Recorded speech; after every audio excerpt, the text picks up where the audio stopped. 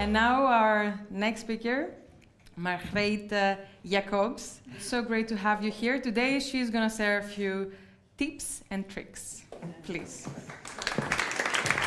Thank you for having me, Alejandra. I saw you in the Women in Tech event, actually, a couple of months ago. And you asked me to come here and speak about women and taking their space in a male environment.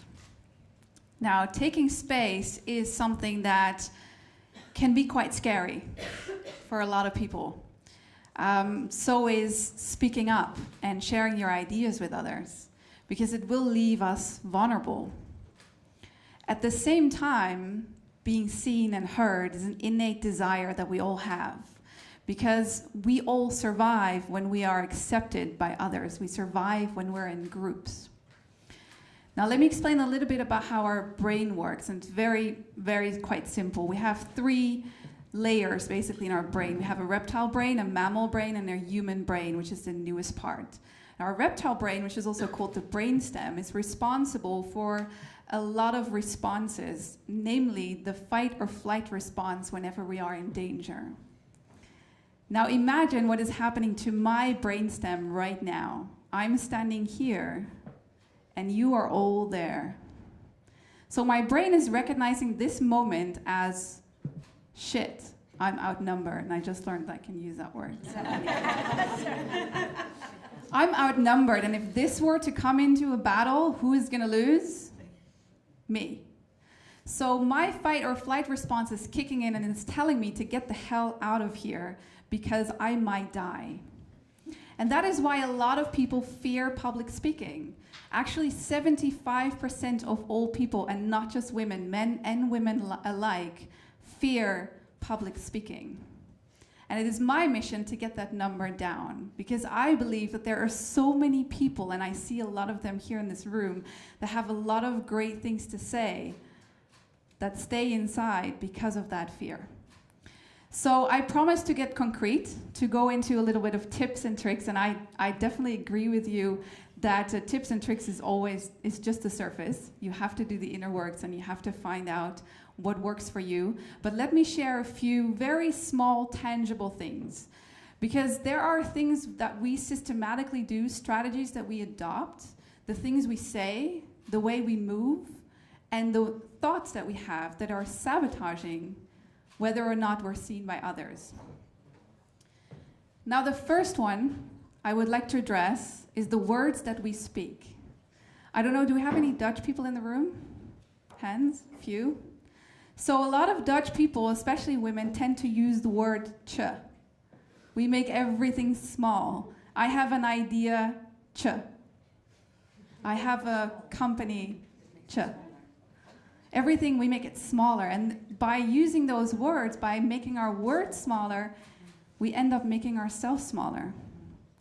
Or we'll say, I think that if we do it such and such way, we might be able to move this project forward.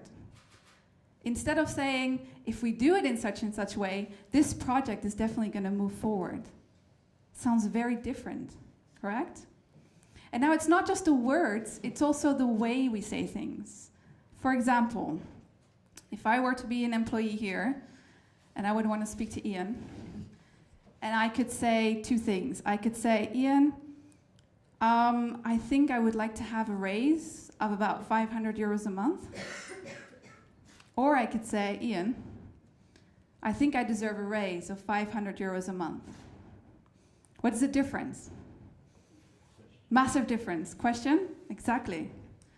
In the first situation, what I do is I go up with my voice, and this happens so often. Subconsciously, I'm questioning myself, and I'm questioning whether or not what I'm saying is true. And because I am subconsciously questioning it, the partner that I'm speaking to is also going to question it. So when you want to get your way, ask yourself, am I saying it like this, or am I saying it like this? Go down with your voice. Say it as if it is a fact, because only when you believe it is a fact, another person's going to think it's a fact. And it's going to make a difference between someone wanting to negotiate with you or someone just believing that you're worth it. Make sense? Now, from now on, you're going to start hearing this all over. because now I've just made you aware. And you'll probably hear it in other people before you start hearing it in yourself, but I'll talk a little bit more about that later. So the next thing is where we hold ourselves back is in our body language. We also physically, as women mostly, tend to make ourselves small. I'm sure we're all familiar with the term of men spreading. I travel by train a lot. Men don't mind taking up a lot of space. And as women, we are always taught as young girls, keep your knees together, make yourself small. But there's a big difference if I would be sharing this message here with you standing like this or standing like this. All I'm doing is changing the position of my legs, but the way my message arrives, there's a massive difference. So ask yourself, do you take up space or do you keep yourself small? Now, the funny thing about body language is that it works from the inside out. So how I feel is going to be reflected in my body language. But it also works from the outside in, which means that if I change my posture, I will also change how I feel and how I think. Now, if you're interested in that, there is a really interesting TED Talk by Amy Cuddy about power posing, where she explains what happens in the brain chemistry, what happens in the hormones in your body once you start taking up more space physically. So when you need a little bit more confidence, and I know that confidence is not something you can switch on and off, but by taking a little bit more space, you'll allow your own confidence to grow. Very easy trick. Make sense? Who recognizes from themselves that they don't take space a lot, physical space? Hands, can I see hands? Yes? Keep your hands up and just look around in the room and see that you're not the only one. This is very common and very normal. So help each other with this. Whenever you see a fellow woman in this group that is not taking a lot of space, just give her a nudge. Take some space. Claim your space. Now, the last part where we sabotage ourselves is by what we say to ourselves. And this is this unlimited flow of negative self-chatter. I'm not good enough. I'm not strong enough. I'm not pretty enough. I'm not smart enough. I'm not whatever enough. Who recognizes this? Anyone who's not putting his hand up right now is lying. And this is a system I would like to call the bullshit factory. And mine sometimes runs over hours, just like I'm sure it goes for you. But we control that. We can decide whether or not we want to listen to these voices. And I really loved what you just said about observing. Just be curious. Oh, there is that voice who says I'm not good enough. Is that my voice? Is it true? Is it really true? And often you realize that it's not. It's not true. This is just your brainstem preventing you from getting out of your comfort zone. Because out of your comfort zone, this is where your chances of survival drop. So it's a very natural system that's preventing you from growing. The word difficult. Who uses the word difficult? This is very difficult. This is very hard. Yes? This is a self-fulfilling prophecy. As long as you keep telling yourself, in my case, I meet a lot of people who say public speaking is difficult, or memorizing a speech is difficult, or looking at the audience is difficult. As long as you keep telling yourself it's difficult, what is it going to be? Difficult. Exactly. It's always going to be difficult.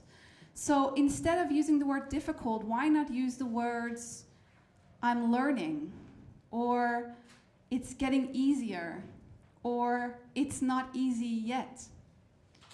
I'm difficult is fixed. There's a fixed mindset. It's not easy yet, or I'm getting better at it. There's movement, there's growth.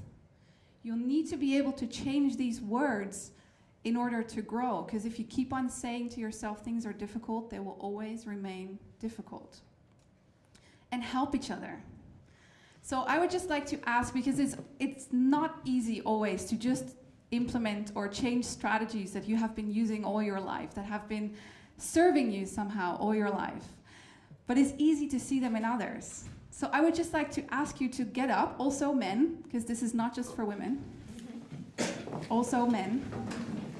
Just get up and face a neighbor. Just any neighbor, it doesn't matter.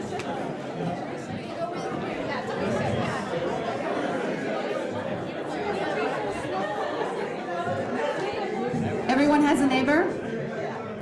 Okay, so you look the other person in the eye, and I would like you to say this, and you can say it at the exact same time. You look the other person in the eye, and you say, I believe in you, and I will support you.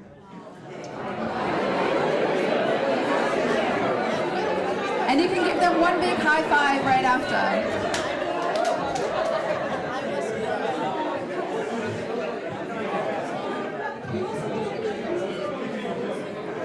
Now there is one last thing. You can all sit down. How does it feel to have a person, to have at least one person that has your back? One person that believes in you, that's going to support you. Feels good, no? Because no one can do it alone. We are group people. We survive in a group. We help each other. We lift each other up, and that's how we all grow. And this is the last thing that I would like to give to you, and this is the oldest and probably the most simple advice you're ever going to get, and that is be you.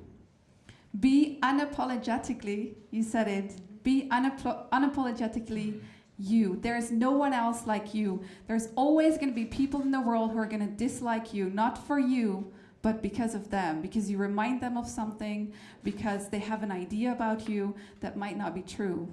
So don't focus on being liked by others, on what others think of you, but just focus on being you. Be the same person that you are at home, behind closed doors, as you are in the office, speaking to a colleague or standing on a stage. Be yourself, and I will promise you that when you do that, there will always be space for you. Thank you.